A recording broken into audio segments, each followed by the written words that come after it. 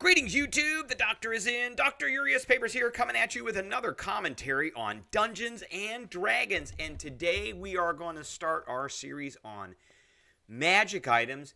And we're actually starting with an item that is questionable as to whether it is a magic item or not, but it is listed under magic items, and that is Adamantine Armor. But hey, don't forget to hit that subscribe button and hit that like button. Let's get into it. So we're going to talk about this. What is the item? We're going to grade it. You can see I'm already giving it an S. We're going to talk about the costs if you're going to allow buying these things or purchasing in your games. I want to talk a little bit about Adamantine weapons. They are mentioned for 5th edition, but it's not overtly obvious as to what they are. And I want to talk about some creatures that adamantine weapons can be used to be effective. And then we're going to talk a little bit about where in the game right now you can find them in some of the published material. Okay, so adamantine armor can be armor that is medium or heavy, but cannot be on hide. Not sure how you're going to get, and they list all of the ones here, so no light armors at all. It is an uncommon item. I find this hard to believe for what this does. So the suit of armor is reinforced with adamantine, one of the hardest substances in existence. While you're wearing it, any critical hit against you becomes a normal hit. That is massive. Massive, and that's why we're giving this an S.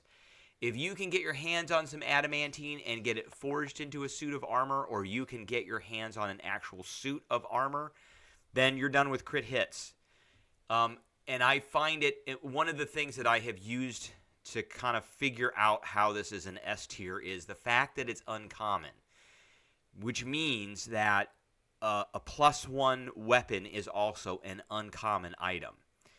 And, I mean, it's kind of up to the interpretation of the Dungeon Master what that actually means and how rare something is.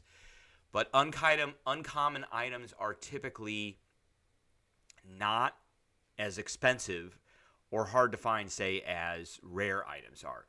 And then they have a table here, so they list chain shirt, scale mail, breastplate, half plate, ring mail, chain mail, splint mail, and plate mail. Medium and heavy armors. These are all the armors. It doesn't really change the armor class of the armor, and it doesn't change the strength requirements or the stealth advantage, disadvantage. It doesn't change any of that. The thing that it changes is it changes a crit hit to a normal hit. Now, is this a magic item? I'm not sure if it would detect as a magic item if you use detect magic. It is just a metal that is... It's just a rare metal like gold or platinum or something like that, or mithril. But it could detect magic. It's just up to you and your dungeon master and how you want to run your game. So in addition, another question I have for this is, could this be enchanted? So could you find, the king daddy of all of it is +3 adamantine plate mail? I guess that's possible. Could you go get them enchanted? Now, that would change it from an uncommon item, up to a rare, very rare, or legendary item. I would say that +3 adamantine armor is probably legendary as far as the rarity goes. But, so those are kinds of things to think about as a player. Do you want to talk to your DM about that? These are the kinds of things I'm looking for. Do these exist in the world? And then as a dungeon master, you ask the same questions. Are these things that exist in the world, could a particular quest or adventure be created around such a thing? All right, so let's talk a little bit about cost. So there is this magic item price cost in buying magic items in Xanthar's Guide to Everything. And an uncommon item typically costs 1d6 times 100, halved for a consumable item like a potion or a scroll. So, on average, that would mean 350, I would say 350 gold pieces on top of the cost for the item itself, like plate mail. So, it says armor plate, uncommon. So this is a table that you can use typically, and I do use this table quite a bit in my games as far as how much things cost, the rarity, where the players can find them. You know, that's up to each DM on what they want to do.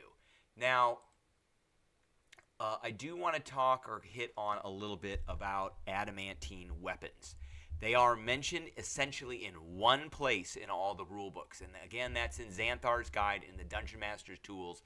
And it says adamantine is an ultra-hard metal found in meteorites and extraordinary mineral veins. In addition to being used to craft adamantine armor, which we just talked about, the metal is also used for weapons. Melee weapons and ammunition made of or coated with adamantine are usually effective when used to break objects. Whenever an adamantine weapon or piece of ammunition hits an object, the hit is automatically a critical. I put the word automatically in there, but it is a critical. And then the version of the melee weapon or of 10 pieces of ammunition costs 500 gold pieces. And again, 500 gold pieces is within that uncommon range.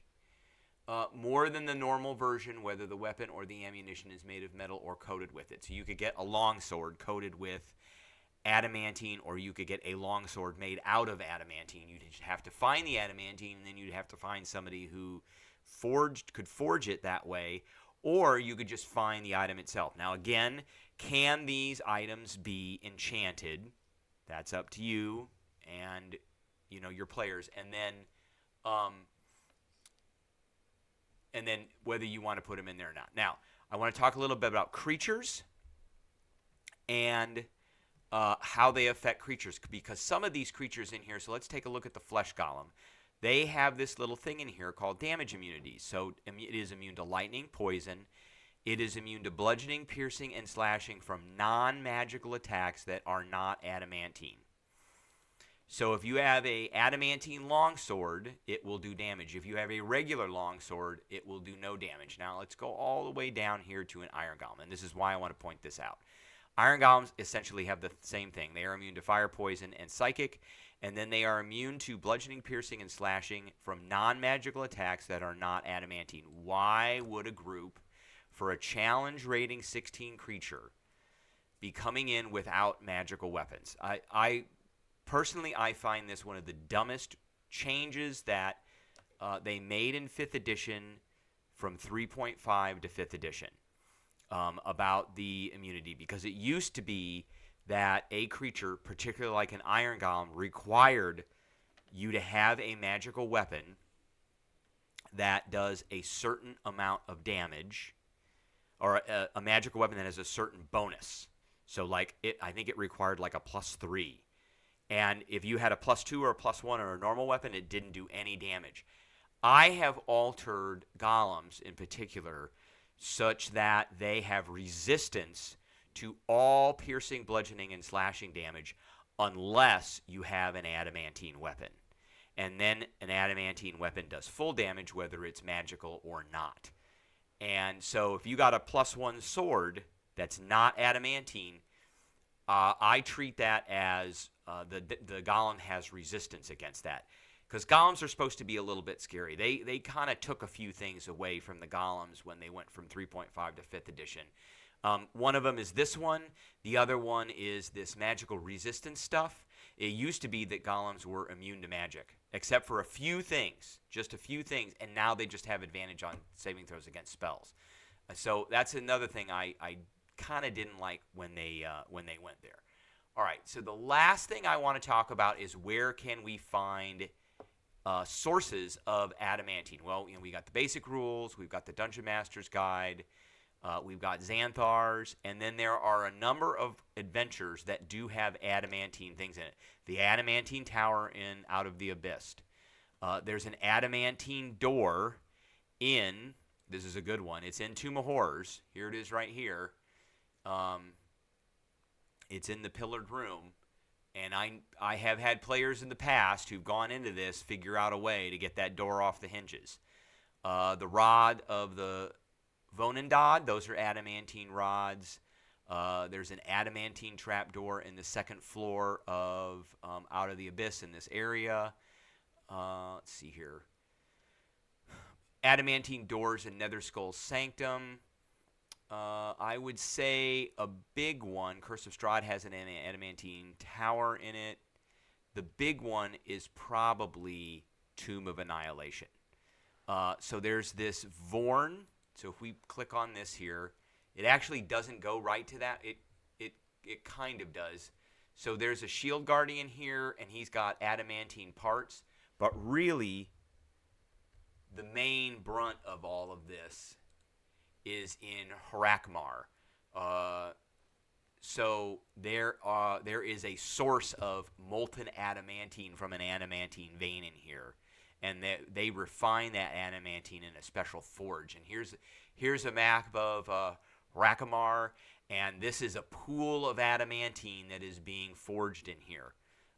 Smelt ore and adamantine, and the smaller pool contains molten adamantine, not silver, and that is in room number 2.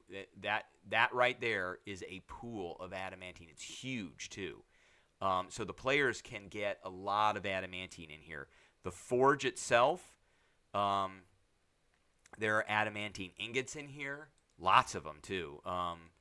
And the treasury has a bunch of adamantine banded iron door in here and a bunch of other things. There are thousands of iron and adamantine ingots, are all neatly sorted, stacked, and created. Each iron ingot is worth 1 gold piece and weighs 10 pounds. Each adamantine ingot is worth 10 pounds, 10 gold pieces, and weighs 1 pound. So there's a ton that they can grab out of here. Then there are more adamantines on the statue here. So there's a lot. And that place is full of it. And I've ran Tomb of Annihilation 3 times now. And of course, I always had the players go in there because it's near where the Red Dragon is in that area with the fire newts, and that's always a great adventure area. And they grab a bunch of stuff. It's very far away from the nearest port of civilization, Port Nyanzaru, but people get that stuff and they march all the way back so that they can get it done, and they can get it made into armor and weapons. And there's a reason, because there's a whole bunch of golems that are in the tomb itself. All right, that is what I have for everybody today. I appreciate everybody tuning in, and I will catch everybody later.